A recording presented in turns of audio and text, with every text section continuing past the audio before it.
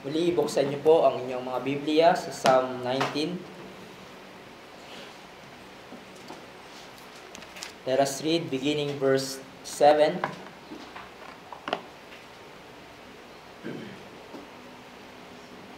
Psalm 19, beginning verse 7. The law of the Lord is perfect, reviving the soul. The testimony of the Lord is sure, making wise the simple. The precepts of the Lord are right, rejoicing the heart.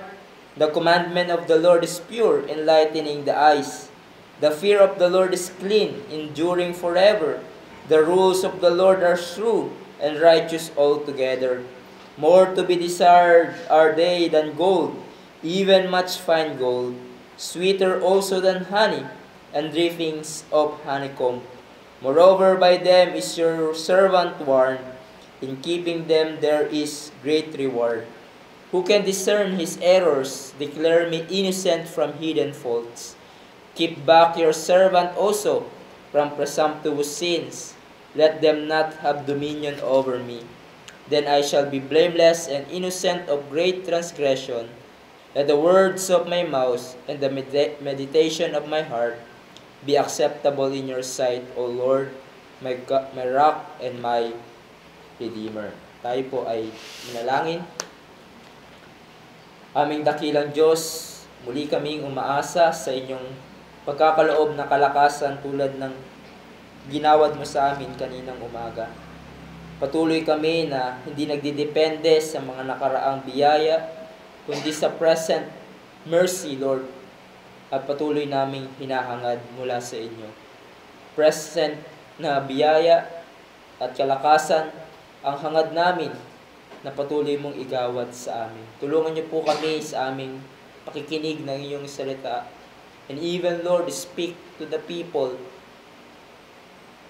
Ang inyong banal na Espiritu ay mangusap sa bawat isa. Speak to them a better sermon. Better, Lord, even than the one I prepared. In Jesus' name. Amen. Now, in our studies in Psalm 19, we are talking about the revelation of God's glory, yung unveiled revelation of God's glory. At makikita natin, tulad ng ating pinag-aralan, that there are two ways where God revealed His glory to us. At ang una nating nakita is that His glory is revealed in the world. The heavens declares the glory of God. Sa pamamagitan ng nilikha ng Diyos ay maaari tayong magkaroon ng kaalaman patungkol sa kaluwalhatian ng Diyos. After i-discuss ni David ang patungkol sa glory ng Diyos na kanyang pinahayag in the world or creation, suddenly David shift the focus on the glory of God na kanyang pinahayag in the Word o sa kanyang salita. David suddenly shifts on this portion that celebrates the God's revelation of Himself in the Scripture. And here we will notice that David, sa kanyang abrupt na pagtalakay sa revelation ng Diyos in the Scripture, ay makikita natin ang pagbibigay ni David ng malaking importansya sa revelation na ito. Dahil kung mapapansin nyo, bigla ding nagbago yung ginamit na pangalan ng Panginoon in verse 7.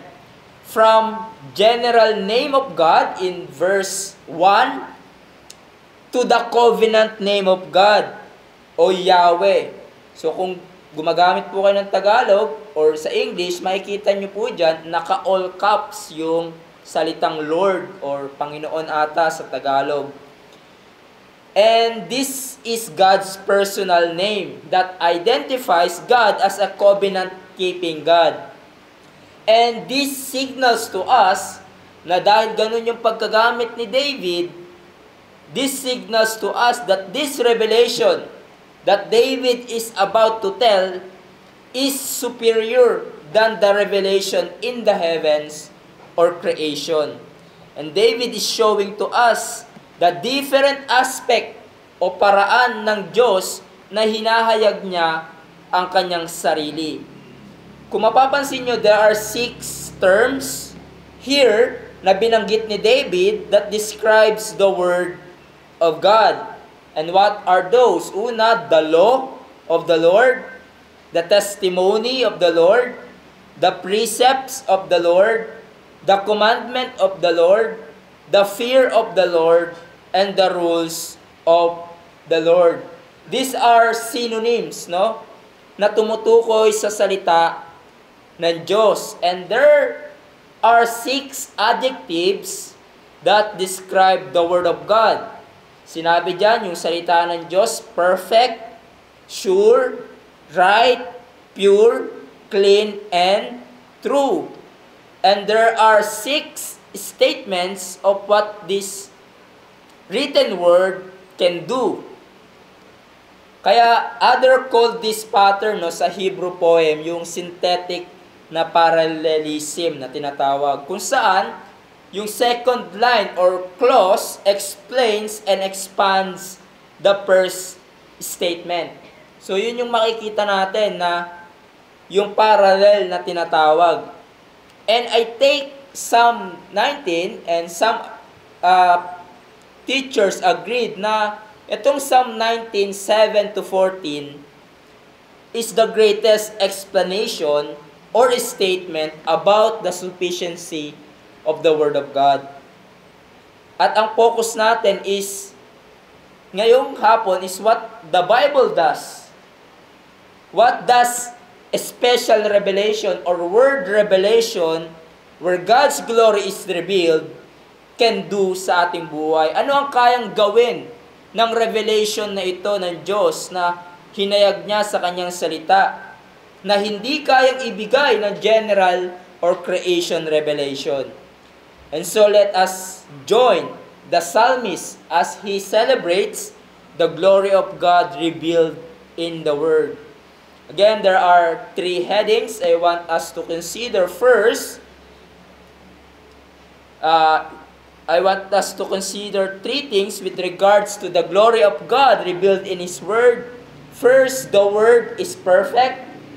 Secondly, the Word is powerful. And lastly, the Word is precious. So, first of all, the Word is perfect o sufficient. Meaning, ang salita ng Diyos ay perfectong truth. It is complete, infallible, absolute, at ito ay sufficient na gabay sa lahat ng aspeto ng ating buhay. And there are 6 adjectives na binanggit sa ating text to describe the perfections, the completeness of God's Word, and 6 statements that explains what the Word can do. And so let us take each one. So first, it is perfect, reviving the soul. Yun po yung sinabi sa verse 7. The law of the Lord is perfect, reviving the soul. Yung salita pong perfect, it means complete, it is comprehensive, no? Nasasaklaw niya ang lahat ng aspeto ng buhay, at ang effect nito, it is so perfect, yung salita ng Diyos, that it can revive the soul. It can transform the soul. And the soul here, it means the inner person. So the Bible, yung salita ng Diyos, is so powerful that it can transform the whole inner person. When the Word of God is applied in the life of a sinner, by the regenerating power of the Holy Spirit, it will inevitably result to turning away of sinner from his sins and from his errors unto God. Sinabi ni Peter in 1 Peter 4:1, kung ano ang ginagawa ng salita ng Diyos, that believers have been born again, not of perishable seed, but of imperishable, through the living and abiding Word of God. Paul testifies the power of the word in 1 Corinthians 1:18, kung saan sinabi ni Pablo, "For the word of the cross is folly to those who are perishing, but those who are being saved, it is the power of God." At pamilyar kayo sa sinabi din sa Romans 1:16 na ang gospel, the message of the gospel, ay kapangyarihan ng Diyos para sa ikaliligtas ng makasalanan. And many of us here ay patotoo sa katotohanan na ito na ang salita ng Diyos revive and transform the soul. Remember the time when you once lived sa kalikuan. Yung namumuhay ka noon sa kasinungalingan, namumuhay ka sa kasalanan, ngunit narinig mo ang pangangaral ng salita ng Diyos by the working of the Holy Spirit in your life, at nagresulta ito sa iyong buhay na talikuran mo ang iyong kasalanan at manampalataya ka kay Jesus.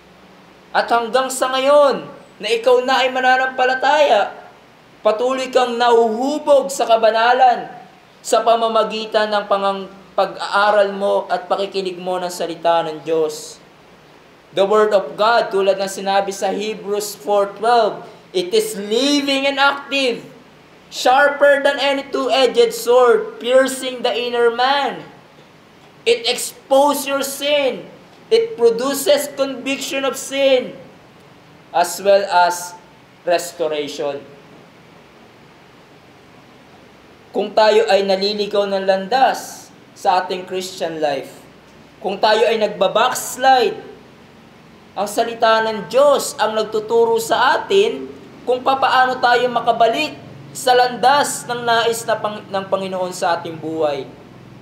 When we are afflicted, when we are suffering, the Word of God gives life sa ating buhay.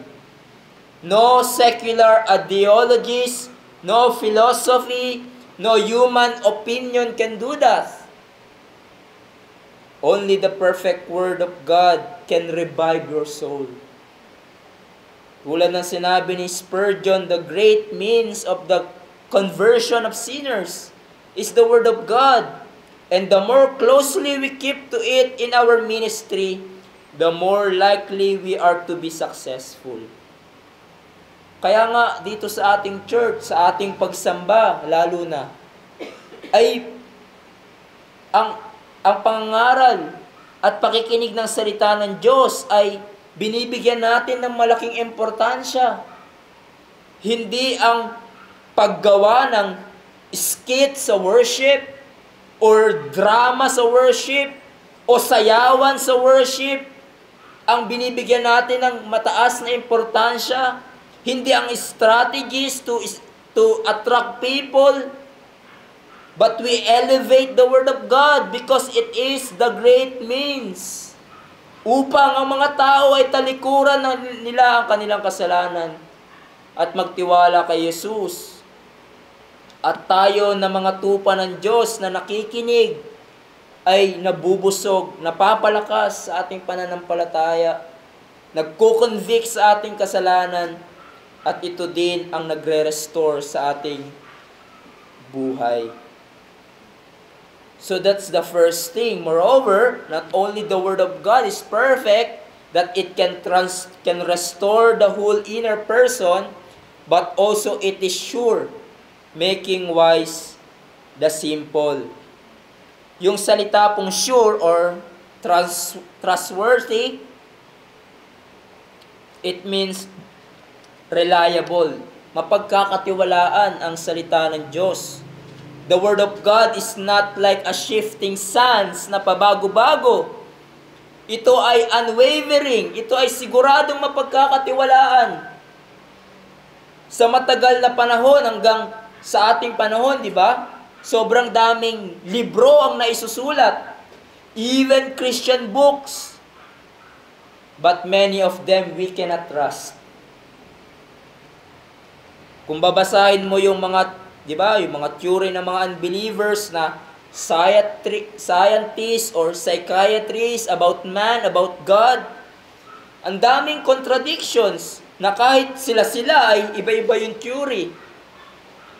Di ba? Minsan, halimbawa, psychiatrist, ganito yung theory niya patungkol sa tao. Makalipas lang ang ilang taon, may bago na namang theory. At ididebunk niya yung theory ng nauna sa kanya. Walang consistency. Ganon din sa ilang mga libro na naisulat.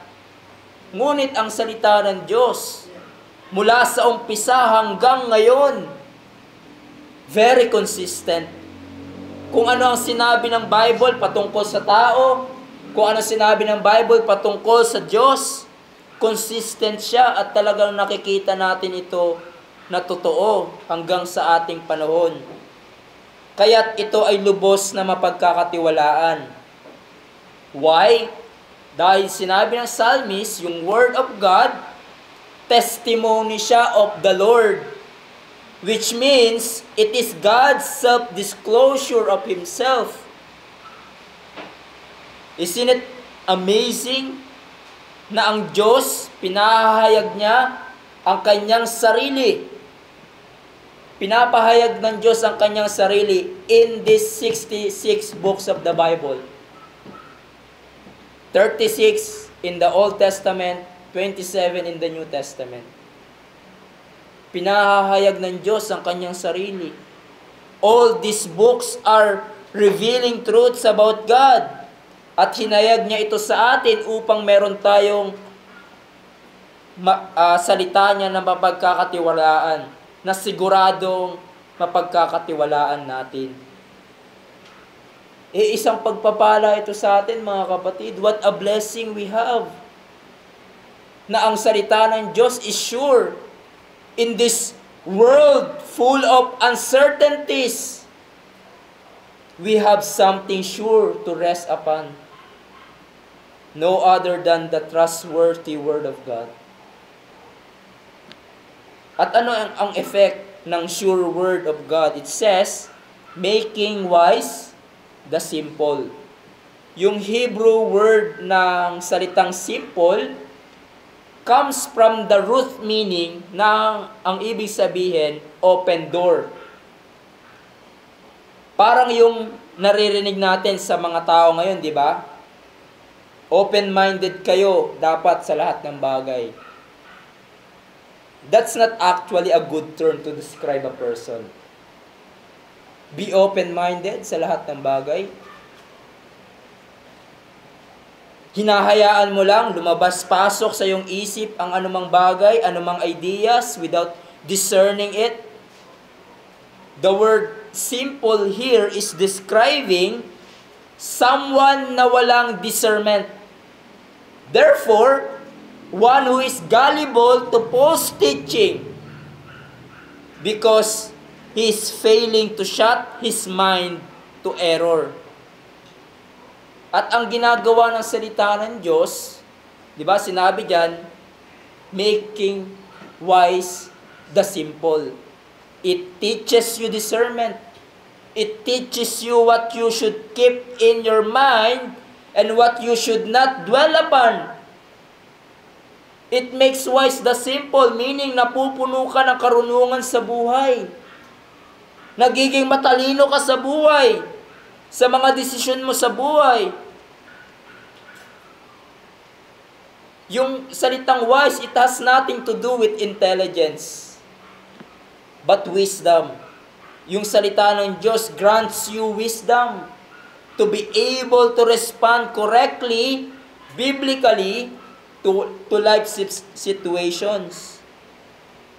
Hindi ka basta-basta matatangay ng kamalian. Meron panahon sa buhay natin, di ba, na hindi, sometimes may panahon sa buhay natin na hindi malinaw sa atin ang isang sitwasyon kung tama ba ito o mali. Ito ba yung kalooban ng Diyos o hindi? Ito ba yung best na dapat kong gawin at kalugod-lugod sa Diyos? Humaharap tayo sa ganung buhay, sa ganung sitwasyon.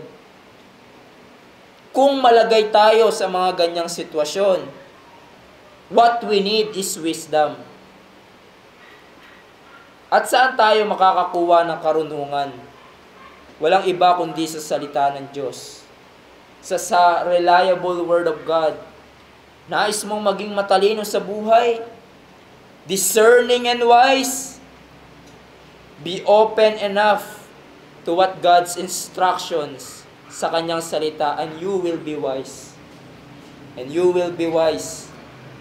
On the other hand, kung inaayawan mo yung sinasabi ng salita ng Diyos, you don't want to adhere to God's wisdom in His Word, you show yourself to be a fool. Only the Word of God can make you wise, can make you very discerning in the issues of daily life. Moreover, the Word of God is right, rejoicing the heart. The word right does not mean correct as opposed to being wrong. Literally, the text means the scriptures,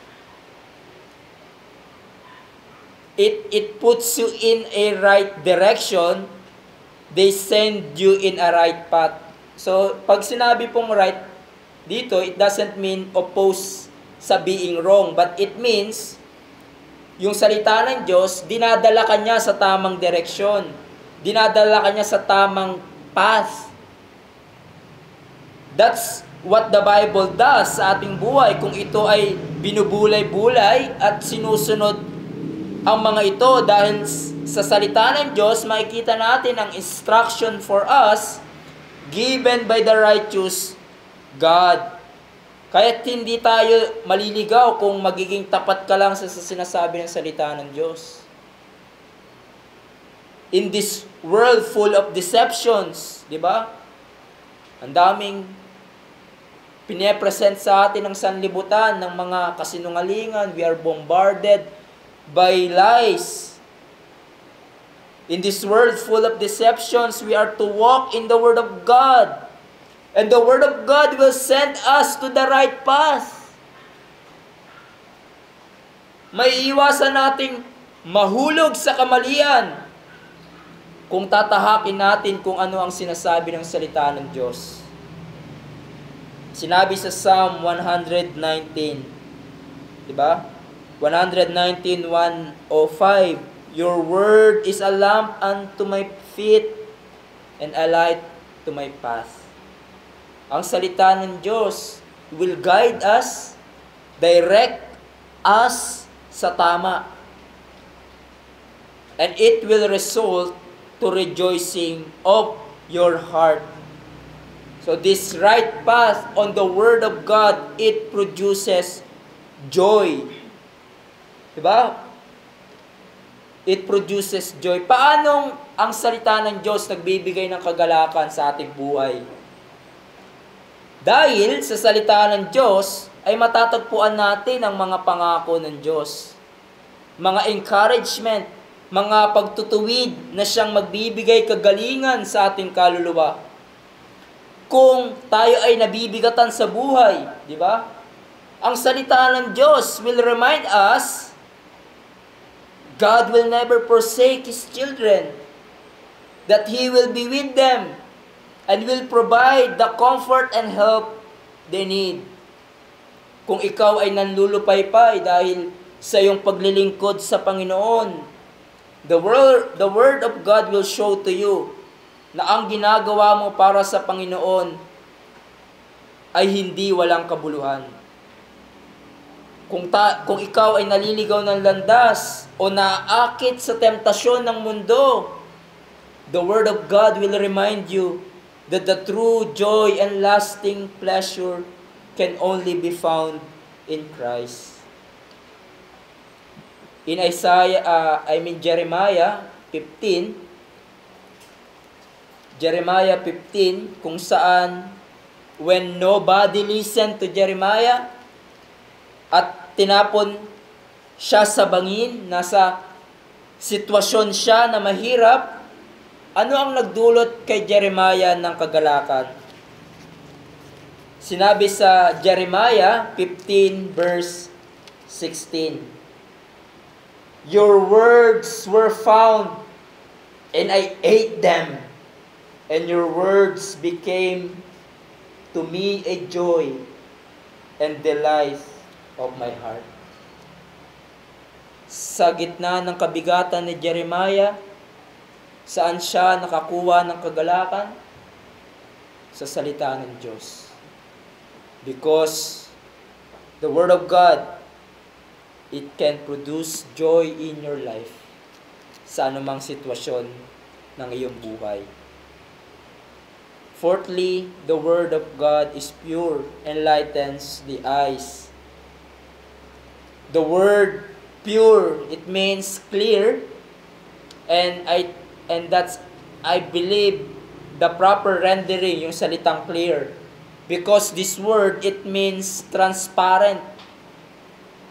It is not hard to understand. Hindi naman mahirap unawain ang commandments ng Diyos.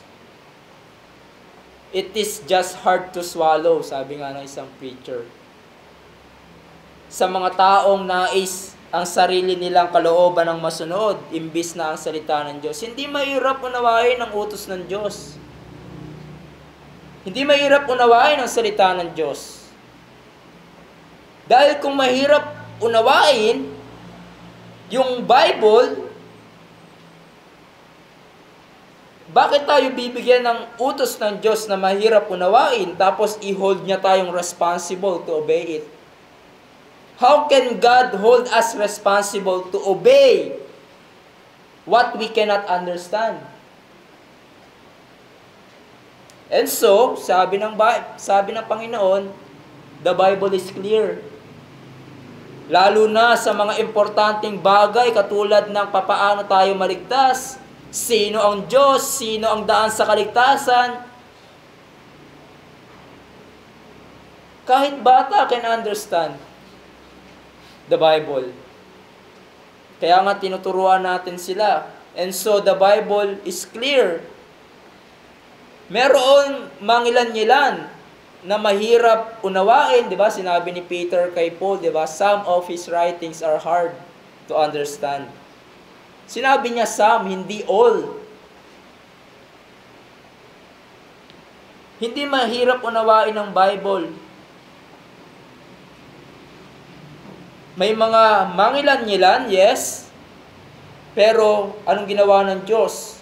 Nag-provide siya ng mga teachers in the church for us to be able easily to understand what the Bible is saying. In fact, sa sobrang linaw ng sinasabi ng Bible, ay tinatanggihan ito ng iba. Because it clearly shows to the people ang kanilang kasalanan at ang kanilang kalikuan. It's so clear that it clearly exposed them of their sins. The Word of God is clear, and as a result, those who take it, those who meditate upon it, it gives them enlightenment. But it says there, it enlightens the eyes. Sinabi sa Proverbs 6 verse 23. Proverbs 6 verse 23, it says, "For the commandment is a lamp, and the teaching a light, and the reproofs of discipline are the way of life." So, in Psalm 119:130, sinabi doon, the unfolding of your words gives light. It imparts understanding to the simple. So, hinahalin tulad siya sa liwanag, yung salita ng Diyos, na very clear. Sa pamamagitan ng clear Word of God, we now see clearly the truth, the reality. Sa liwanag ng salita ng Diyos, it removes our blindness to the truth. Sa pamamagitan ng malinaw na salita ng Diyos, nakikita natin ng malinaw ano ang dapat nating gawin at dapat i-avoid. Nakikita na natin ng malinaw ang pagiging makasalanan natin. Nakikita natin ng mas malinaw ang kabanalan ng Diyos. Nakikita natin ng mas malinaw ang importansya ng pagkakaroon ng relasyon kay Jesus. The God of this world, na si Satan, blinds the mind of unbelievers so that they cannot see the light of the gospel. But the Word of God is like a light, is clear and gives light to us upang makilala natin si Jesus na siyang daan sa kaligtasan. At tayo din mga kapatid, the more na hindi natin i-expose ang ating sarili sa liwanag ng salita ng Diyos, the more na mas malapit tayong mahulog sa kadiliman ng kasalanan at kasinungalingan. If you don't commit yourself to the study of the Word of God, the world and the devil and your sin will eventually blind you. Diba? Andyan na yung i-entertain mo yung sarili mong kamalian. Okay lang naman siguro na mag-indulge ako sa sarili kong kasalanan. Okay lang naman siguro na mag-asawa ako ng hindi mananampalataya. Okay lang naman siguro gawin ko ito or ganyan. Hindi natin namamalayan, we believe lies. We wander in darkness because we don't study the clear commandments of God. Mas malaki yung kapahamakan if we don't follow them. If we don't have a light unto our feet, a light unto our path. And brethren, what a blessing we have na hinayag ng Diyos sa atin ang katotohanan ng malinaw sa pamamagitan ng Bible, the Word of God, kung saan hindi na natin kailangan manghula kung ano ba ang dapat nating gawin na kalugod-lugod sa Diyos, sa ating buhay individually and as a church. The only thing we need to do is to look to the clear words of God and study them, meditate upon them, and seeking God's help to understand them and apply them sa ating buhay. Fifthly, the Word of God is clean. It endures forever. Ang salita ng Diyos dito is described as the fear of the Lord. You see? Which means, ang isang nature ng salita ng Diyos ay nagdudulot sa atin ng banal na pagkatakot sa Kanya.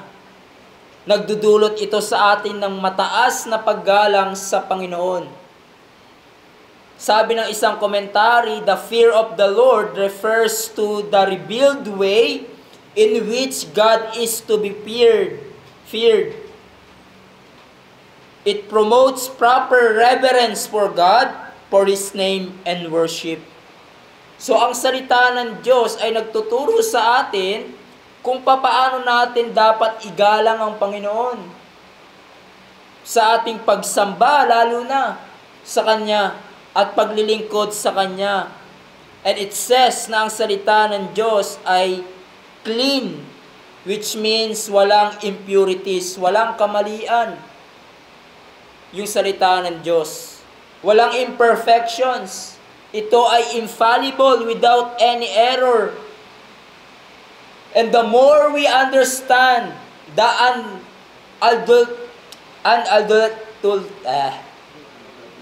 unadulterated Word of God,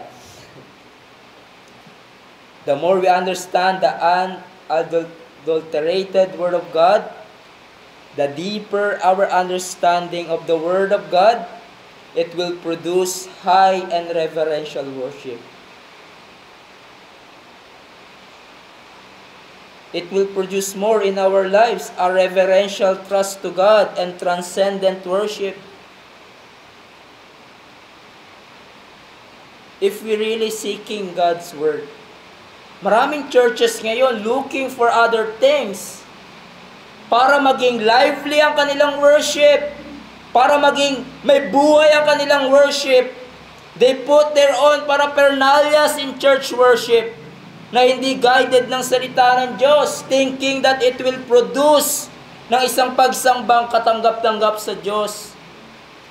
But sadly, it leads to manipulated worship. It leads to manipulations of emotions sa worship. Nakakalimutan na nila na ang tunay na pagsamba ay rooted dapat sa sinasabi ng salita ng Diyos. And if it is rooted in our understanding of the Word of God, it will produce a worship na katanggap-tanggap sa Diyos. A reverential worship. Why? Because the nature of the Word of God is producing reverence to God. Sabi ni John MacArthur, God deserves depth of worship that comes from a deep understanding of His revelation. So we know who it is we worship and worship Him from the heart. And because it is clear, it will endure forever. Sinabi sa Mark 13:31, di ba? Heaven and earth will pass away, but my words will not pass away. Ang salita ng Diyos ay hindi maglalaho, hindi ito mabibigo. Ang mga nakasaad dito, hindi ito kinakailangan ng amendment, ng updating, or editing.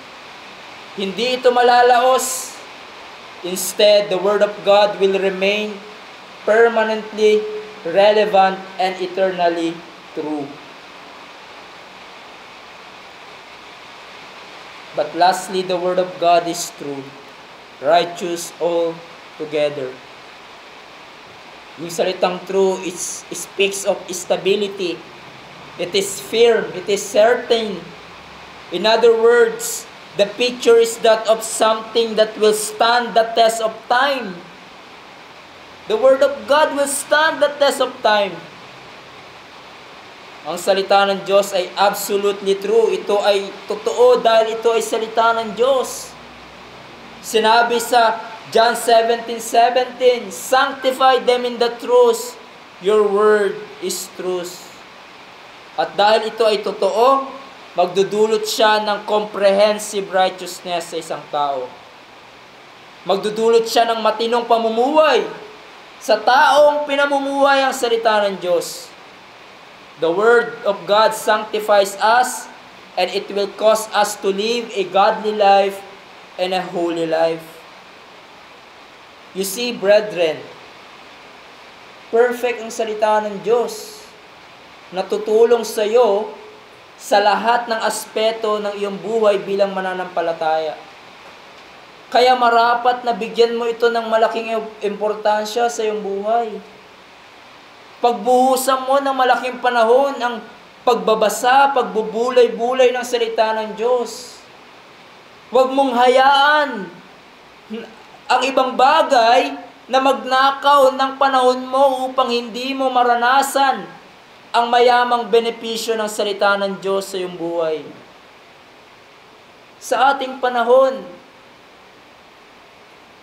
ang malaking kaagaw natin talaga sa pagbabasa, sa pag-aaral ng salita ng Diyos, ay entertainment. Ang social media, mas marami pang panahon yung iba, mag-scroll sa Facebook, tumingin ng notifications kesa sa pagbubulay-bulay ng salita ng Diyos. People can spend hours on social media. And after that, they are just entertained. Pero pagdating sa salita ng Diyos, di ba? 5 minutes pa lang nagbabasa, parang tamad na tamad ka na. I pray na nasa pagkakita mo sa benepisyo ng salita ng Diyos. Sa Psalm 19, you will appreciate more the importance of seeking, meditating God's Word. That you would say with the psalmist in Psalm 119 verse 15, I will meditate on your precepts and fix my eyes on your ways. I will delight in your statutes. I will not forget your word. I will not forget your word. Nawa, ganito din ang maging puso mo pagdating sa salita ng Diyos. I will delight on it. I will not forget it. Dahil madaming benepisyo ang dulot nito sa aking buhay. It revives my soul. It makes me wise. It rejoices my heart. It enlightens my eyes. It endures forever. And it causes me to live a godly life. Moreover, and quickly, not only the Word where God revealed Himself is perfect, but also it is powerful. Verse 11.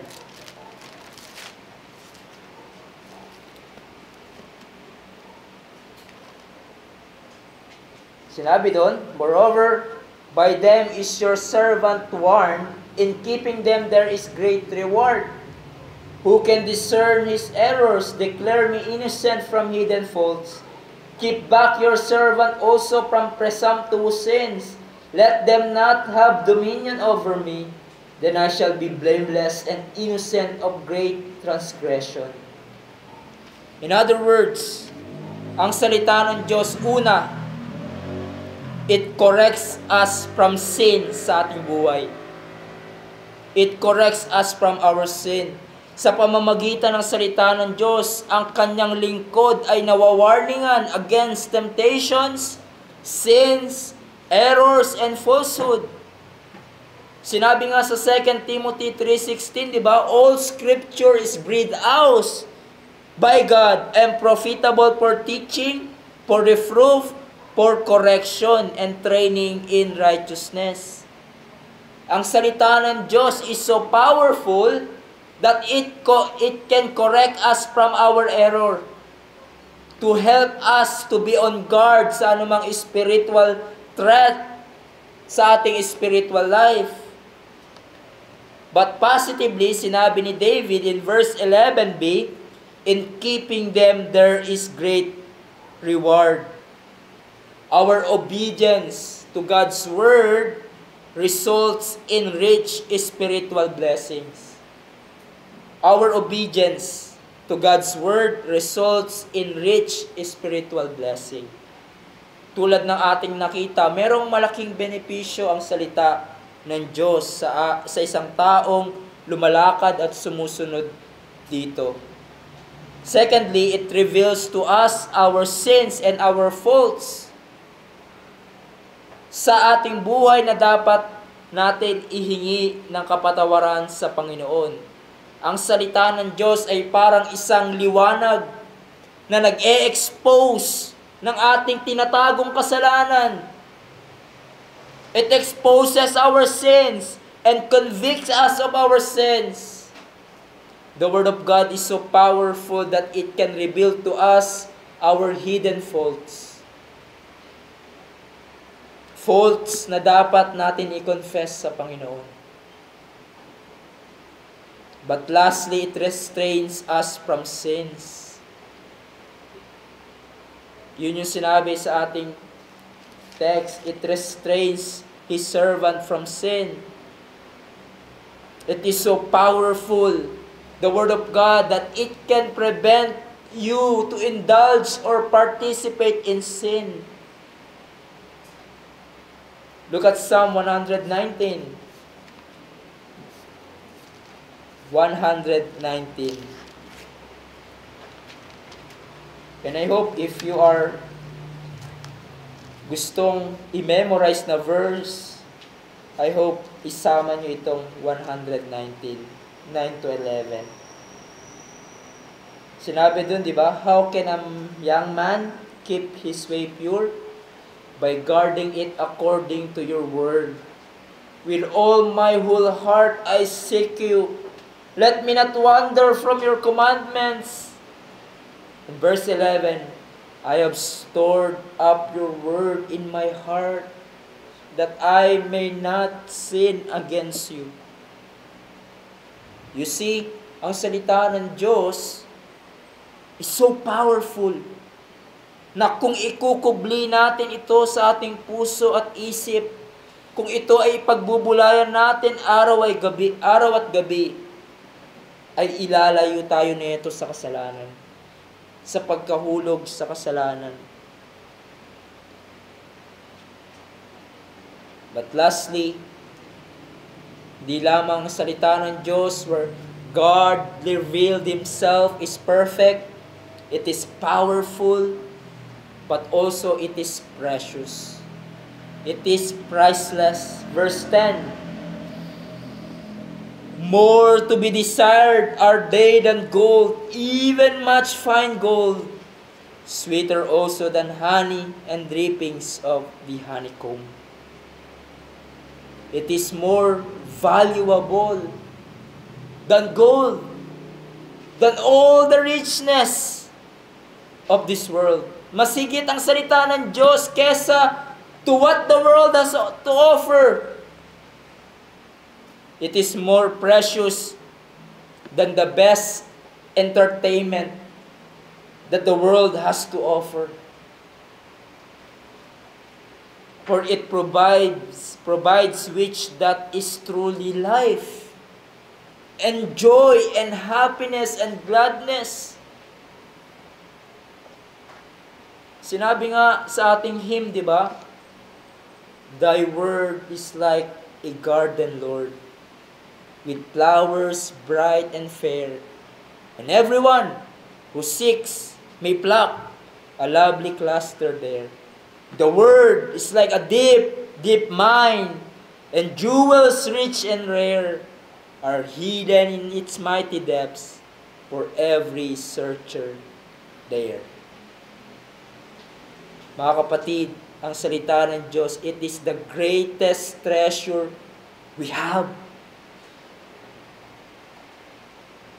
For in it, the glory of God is revealed. Ang salita ng Diyos is sweeter than honey. It is abundant and rich. Therefore, mga kapatid, go to the Word. Study the Word of God. Basahin mo ang salita ng Diyos. Pakinggan mo ito at pag-aralan. Hindi para maging mas matalino kaysa sa iba, o magkaroon ng madaming impormasyon kaysa sa iba. Study the Word of God to behold the glory of God revealed in it. Explore the mind of the Word of God and take the pleasures and sweetness of it. So the question for us, brethren, ito pa ba ang inaasam-asam mo sa iyong buhay? Ang salita ng Diyos kaysa sa ibang bagay? Ito pa ba? Ang salita ng Diyos pa ba ang mas inaasam-asam mo kaysa sa ibang bagay? Ito pa ba ang mas inaasam-asam mo tuwing araw ng linggo? Ang makapakinig ng salita ng Diyos? At kung talagang inaasam-asam mo ito, gumagawa ka ng paraan upang hindi mahadlangan ang pakikinig mo ng salita ng Diyos. You might even prepare, Sabado pa lang. Natutulog ka na ng maaga upang sa araw ng linggo ay may kalakasan ka at hindi ka inaantok tuwing preaching. Because you so desire to the study of the Word of God. You so desire the study of the Word of God na sa pagising mo sa umaga, hindi agad notifications on social media ang tinitignan mo, kundi ang pages ng scriptures. Kung hindi man kayo morning person, at least you always allot a time, a devoted time to study the Word and pray. Hindi na natin pwedeng maging excuse yung sabihin natin busy tayo, wala tayong time. Hindi na natin pwedeng maging excuse, sabihin natin busy tayo, wala tayong time magbulay ng salita ng Diyos. You know what? It takes just a minute to read a chapter, even a book in the Bible. It just takes a minute to read a chapter or even a one book in the Bible. Mabuti nga ngayon, di ba? Meron na sa cellphone habang nagbabiyahe ka, pwede kang magbasa.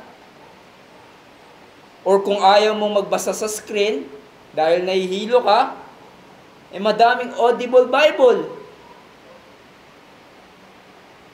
What you need to do, magdala ka lang ng headset, meron ng apps na siyang magbabasa ng Bible para sa iyo.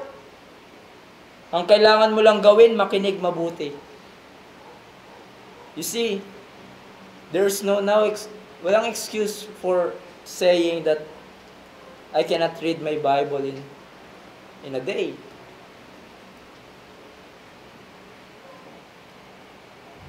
At kung ngayon ay tumatabang sa iyong buhay ang pagbabasa, pakikinig ng salita ng Diyos. Tumatabang sa iyo ang pagbabasa, pagde-devotion every day. It's time to search your heart. What causes you na maging walang gana sa pagbubulay ng salita ng Diyos? It's time to search your heart. Dalhin mo ito sa Panginoon at ipanalangin mo sa Panginoon na bigyan ka niya patuloy ng kalakasan to desire more the Word of God, that we may say with the psalmist, in the way of your testimonies, I delight as much as in all riches.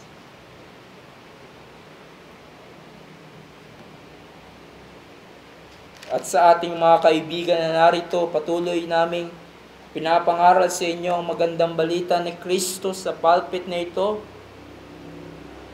Because faith comes from hearing and hearing the Word of God. There's no other way. For in the gospel, the Word of God is the power of God unto salvation. Huwag mong patuloy na tanggihan ang mensahe ng Ebanghelyo. Only the written Word of God, the message of the gospel can transform your soul. This is something that the general revelation cannot do. Sa kabutihan ng Diyos, sa pamamagitan ng pangangaral ng salita ng Diyos, ay patuloy niyang pinapakita sa iyo ang tanging daan sa kaligtasan, walang iba kundi si Jesus. Patuloy niyang pinapakita sa iyo sa pamamagitan ng kanyang salita na mayroong paraan upang hindi ka mapahamak, kundi magkaroon ng buhay na walang hanggan. At ito ay walang iba kundi kay Jesus, na malinaw na sinasaad ng salita ng Diyos. Nawa ngayon na ay tumugon ka sa panawagan ng Ebanghelyo, magsisi sa iyong kasalanan at manampalataya kay Jesus. Let's pray.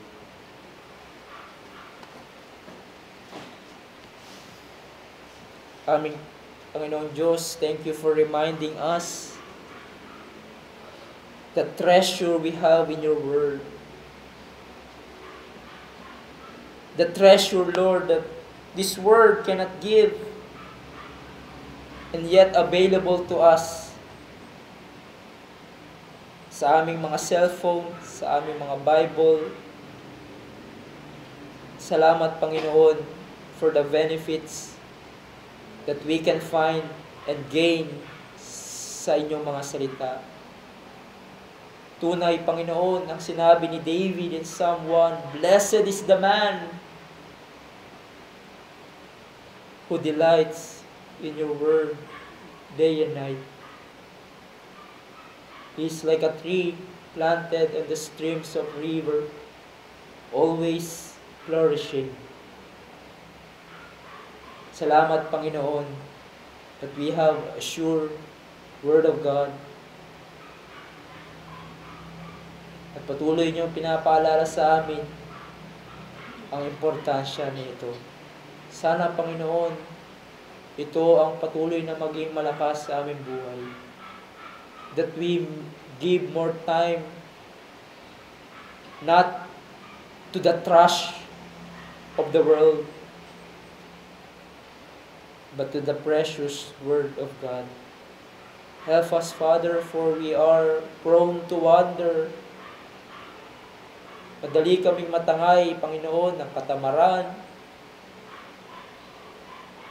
Tulungan niyo po kami, Panginoon, na muling manariwa sa aming puso ang desire, ang malakas na desire, malakas na asamin na makinig, magbasa, magbulay-bulay ng inyong mga salita. Salamat, Panginoon, for reminding us the benefits of the Scripture. How perfect it is, how powerful it is, how precious it is. In Jesus' name, Amen.